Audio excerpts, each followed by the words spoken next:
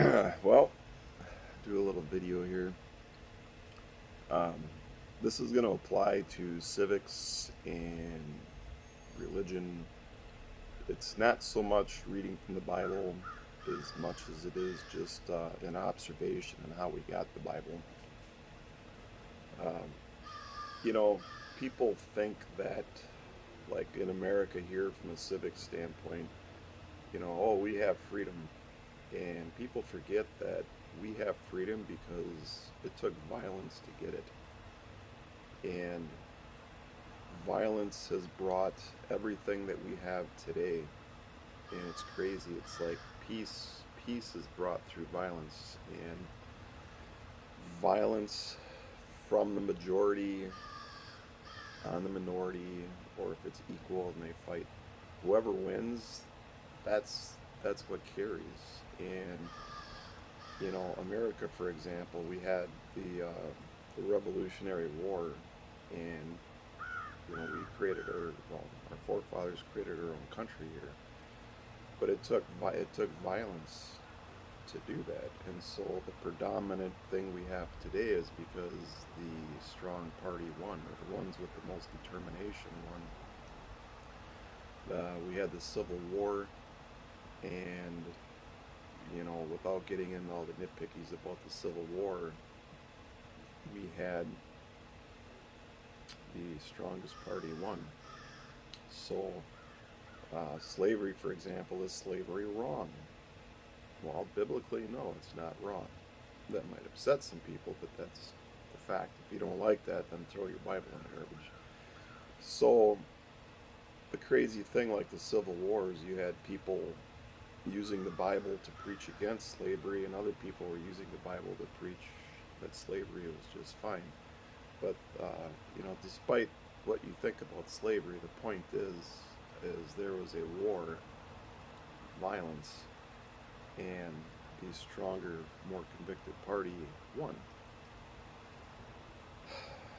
Um, People think today that the Constitution affords them their rights, and actually, I don't know if it's true, but it was said that George Bush said that he was quoted in saying that the Constitution was just a goddamn piece of paper. And whether that quote is accurate, it's true or not, it does that he said it. It doesn't matter because really it is true. The Constitution is just a piece of paper, and without you resisting or fighting for your rights, you don't have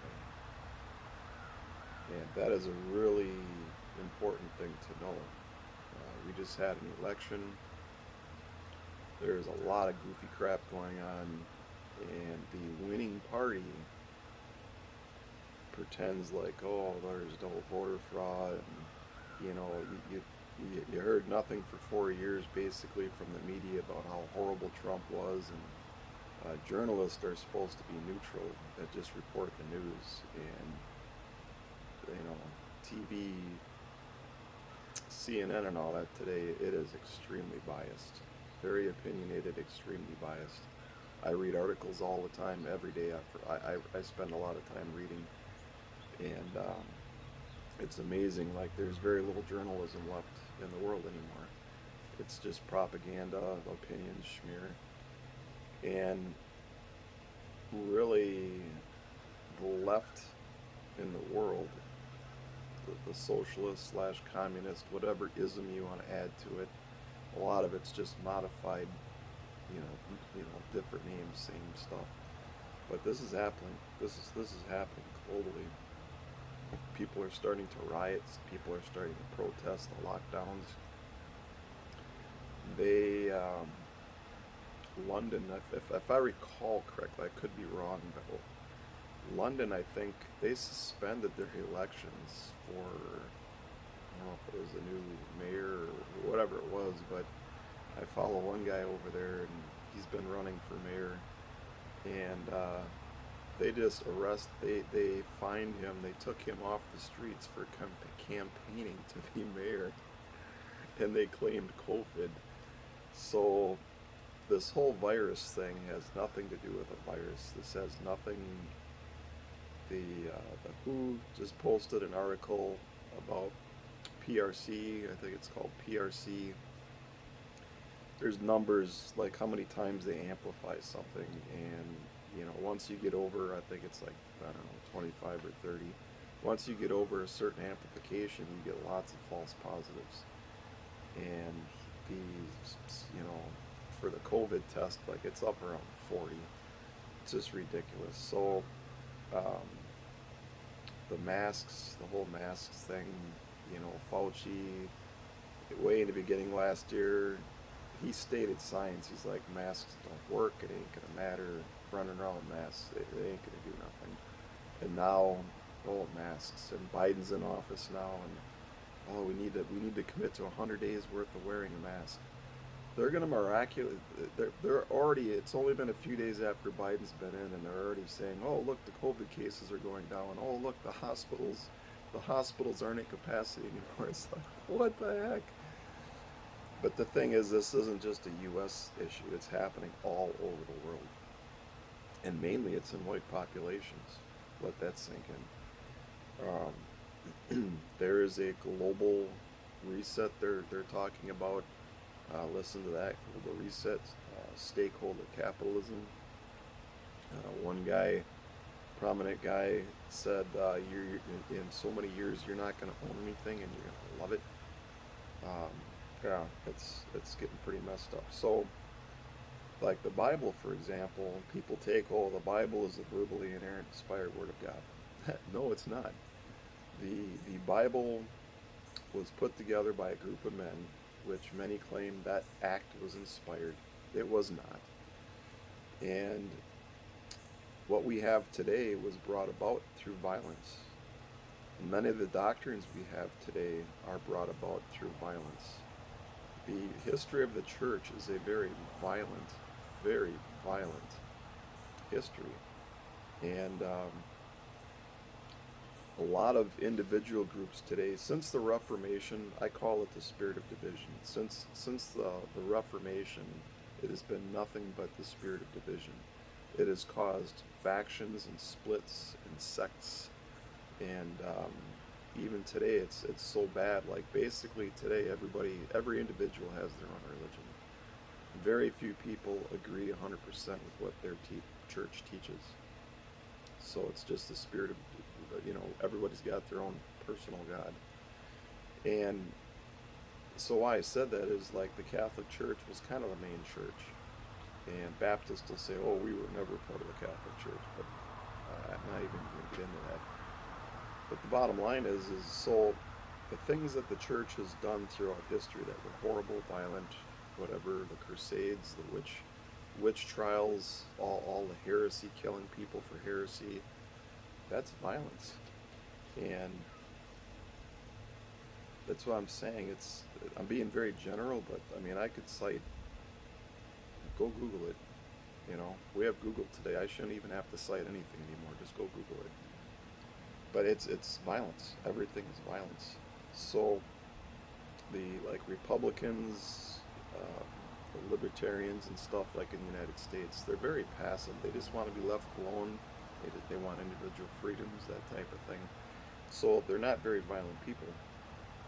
A great number of concealed carry holders are conservative people, and yet the guns don't go off on their own. So it's just one of these things, like, if you're a conservative, you're gonna lose. If you think God's gonna help you and you're praying for things to change, you're gonna lose. You're gonna lose. And I'm not telling you not to pray. I'm not telling you not to be a good person, anything like that. What I'm saying, though, is violence prevails. Whoever is the most violent, whoever is the most aggressive. We've got liberals today. One of their debate tactics is they will put you on the defense, and then you sucker into trying to prove your point. But they are now the judge, and all they have to do is just say, I'm not convinced, or that's not evidence, or whatever, and they win. they win by default, and they've learned this. They're very good at it. And I have a relative that is extremely liberal, democratic. Liberal doesn't mean what it used to mean, but yeah, he's very left, and he's tried pulling that with me. And I'm a racist, homophobic, xenophobic, uh, bigot. Well, I don't know, whatever. I'm every name in the book, and that's another tactic they do is they will create words to demonize you because nobody wants to be that demonic word. Like now the big thing now is I'm a narcissist. I have family that's he's a narcissist, and so now I'm a narcissist. Just add it to the list. What can you do? But violence, and you know, it's just the way it is. And so I'm not telling you need to go out and be violent. All I'm saying is from a historical standpoint, those that are most aggressive and violent are the ones that prevail. And whatever ideology they promote is what becomes the standard. There are socialism slash communism. They have, in the last century, you know, these godless people, or still godless people, going under the guise of religion. It's just a cover. But they have killed well over 100 million people. And that's just the way it's going to be. And more than likely here, there's civil wars going on in a lot of countries. And it doesn't always get covered, but it's still going on. People have had enough. The sad part is most people aren't very educated, so they're fighting back, but they don't understand what they're fighting for. They just know they've had enough. Really, it's sad. I mean, most people that are religious have not read their holy books. Christians, the majority of Christians have not read the Bible cover to cover, which is pathetic. Americans, for example, they have never read the Constitution. They don't know their rights. They don't know the limitations on government, so they don't even know when the government's doing something they shouldn't be doing. And they don't understand the power of a jury and why we have a jury. It's sad.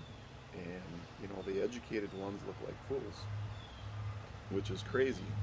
If you put a smart person in a room of fools, guess who the fool is? It's the smart person.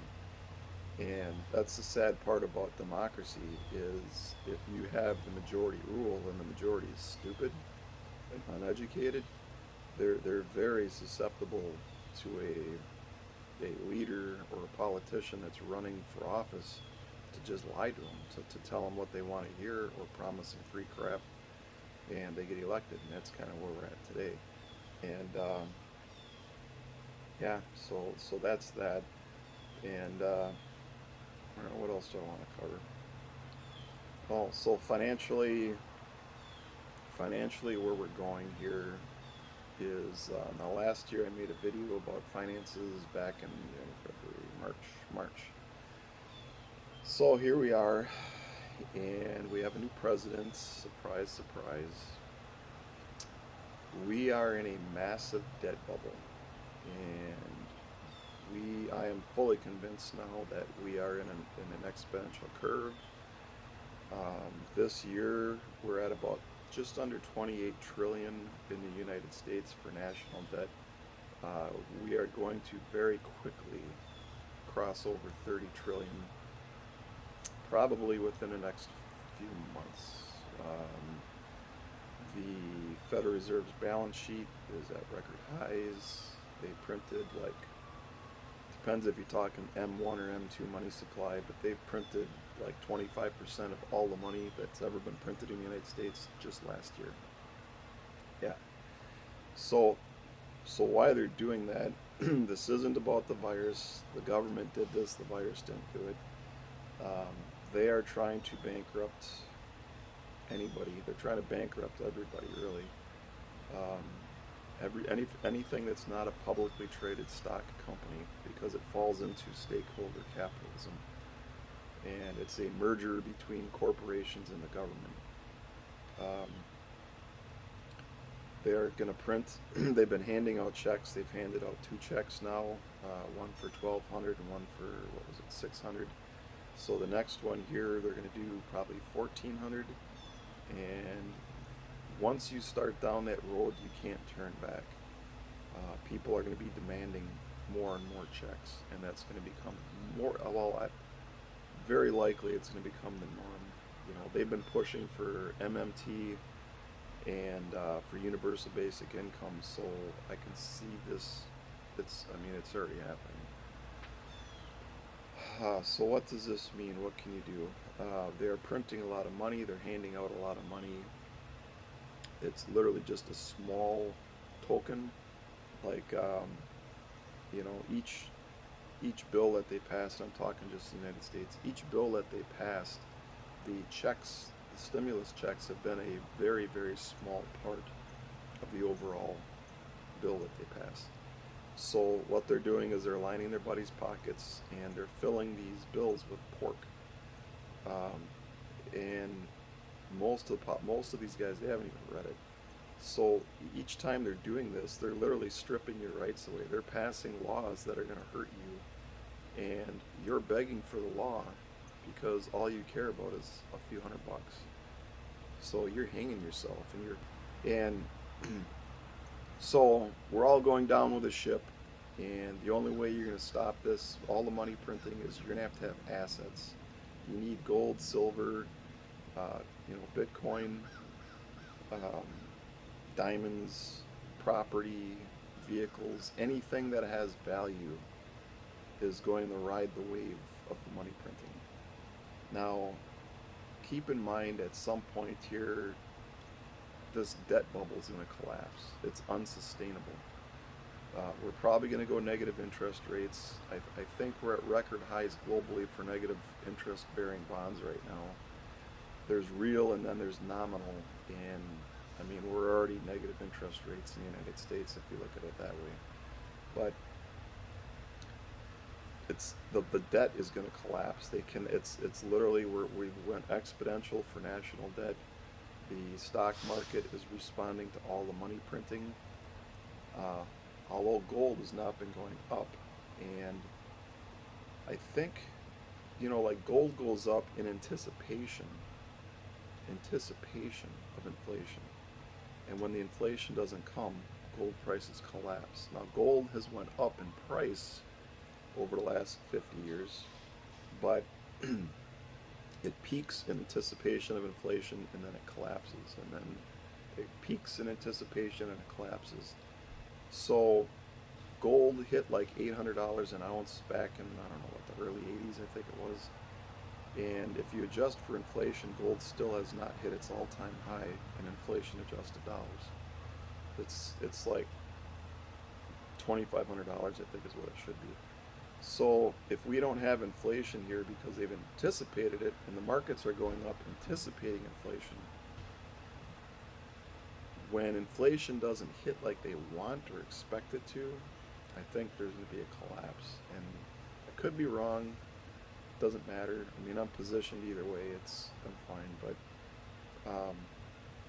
in the back, you know, yes, they're printing money, but inflation, money printing with the backdrop of a global debt bubble is not a good scenario, because if the debt bubble pops, they won't be able to print enough money, because the debt collapse will cause massive deflation, and that's what they're trying to preempt right now. And we'll see if they're successful. I don't know. But Elon Musk says if you don't make stuff, there is no stuff. And if production comes to a screeching halt because the economy's all collapsed from the debt bubble, there will be no stuff. And so any amount of money printing is not going to fix anything. It'll just be a bunch of money chasing few goods, which is inflationary. So you have stagflation, massive stagflation. And so we'll see. I don't know. It's just really going to depend on what they do, how much they print, and it's going to be interesting. But in all of this, there's going to be violence. there will be violence, and the party or the group that has the most conviction and is the most violent and aggressive is going to win. And it isn't always the good people.